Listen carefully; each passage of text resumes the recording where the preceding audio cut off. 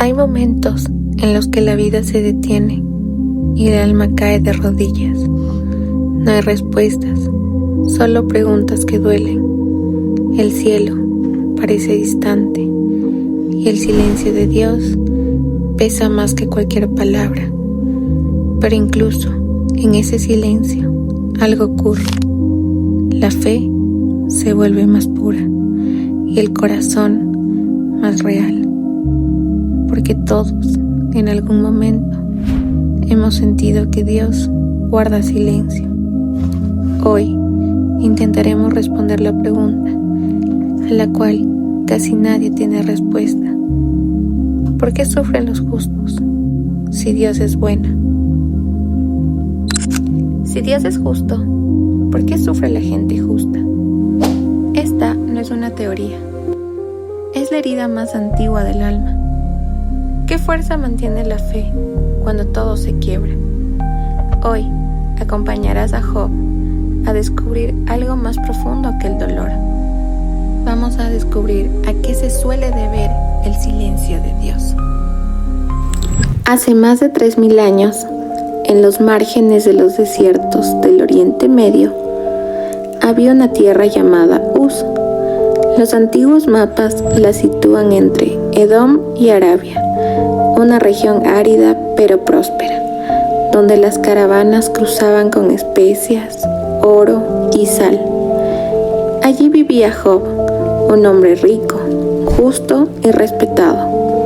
Tenía haciendas, siervos, ganado, pero sobre todo tenía una reputación intachable.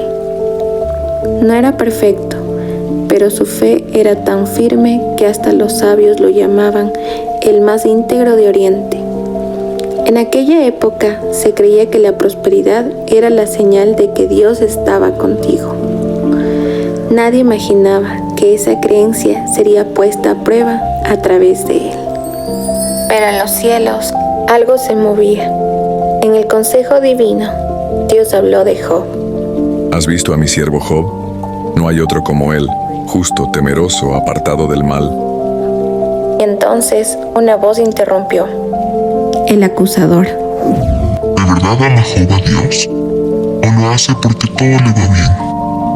Tócalo y verás cómo te maldice. Y Dios respondió. Haz lo que quieras con todo lo que tiene, pero no toques su vida.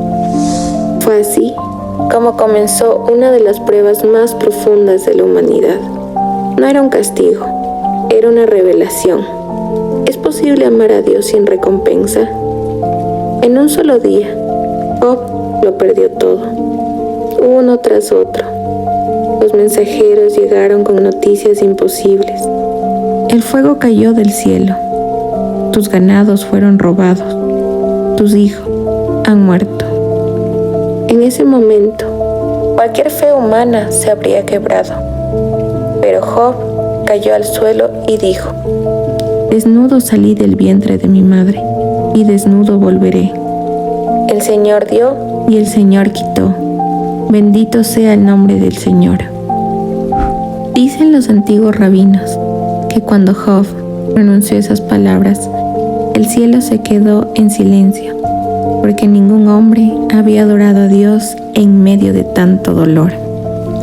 Pero el sufrimiento no se detuvo. Su cuerpo se cubrió de llagas.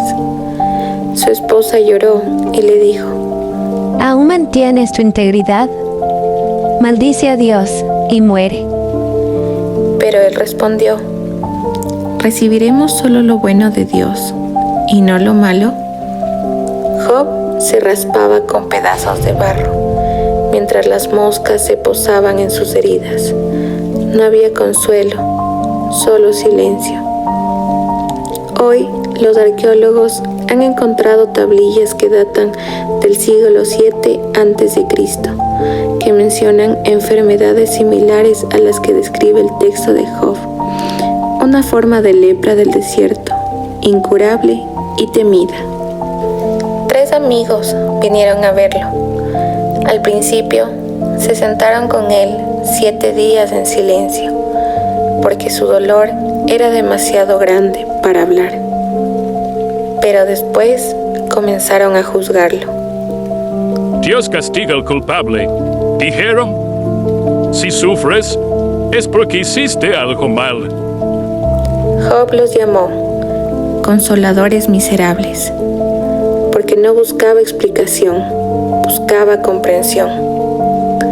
Aquí aparece un dato increíble. Los teólogos llaman a esto la teología retributiva, la idea de que si haces el bien prosperas, si haces el mal sufres. Pero el libro de Job destruye esa lógica. Es el primer texto de toda la Biblia que dice: a veces el justo sufre y Dios sigue siendo justo. En el capítulo 38, algo extraordinario ocurre. Dios habla desde un torbellino. No da una explicación. No dice: Job, esto pasó porque. En cambio, lo lleva a un viaje cósmico. ¿Dónde estabas tú cuando fundé la tierra? ¿Sabes quién pone límite al mar? ¿O quién da orden al relámpago? Con esas palabras, Dios nos responde, enseña. Le muestra que el universo no gira en torno al dolor humano, sino al misterio de su sabiduría. En ese momento, Job entiende. No necesita entender, solo confiar. Job se cubrió de polvo y dijo: antes te conocía de oídas, pero ahora mis ojos te ven. Esa frase ha sido citada por miles de místicos y filósofos. Significa que el sufrimiento no solo le quitó cosas, lo transformó. Dios restauró su vida, le dio el doble de lo que había perdido. Nuevos hijos, nueva salud, nueva paz. Y aquí viene otro dato curioso. El texto hebreo menciona que sus hijas eran las más bellas de toda la región y que recibieron herencia igual que los hombres. En una cultura donde eso era impensable, fue un símbolo de un Dios que rompe las reglas humanas, cuando la fe es verdadera. Job no fue castigado, fue elegido. Porque cuando Dios confía en alguien, lo deja pasar por pruebas que pocos soportarían. Y cuando parece que calla, en realidad está esculpiendo el alma. Por eso, siglos después, nació la expresión: tener la paciencia de Job. Su historia no solo fue un relato antiguo, fue una revelación. El dolor no siempre es castigo, a veces es confianza. Y cuando todo se rompe y solo queda el silencio, ahí es donde la fe deja de ser palabras y se convierte en amor puro.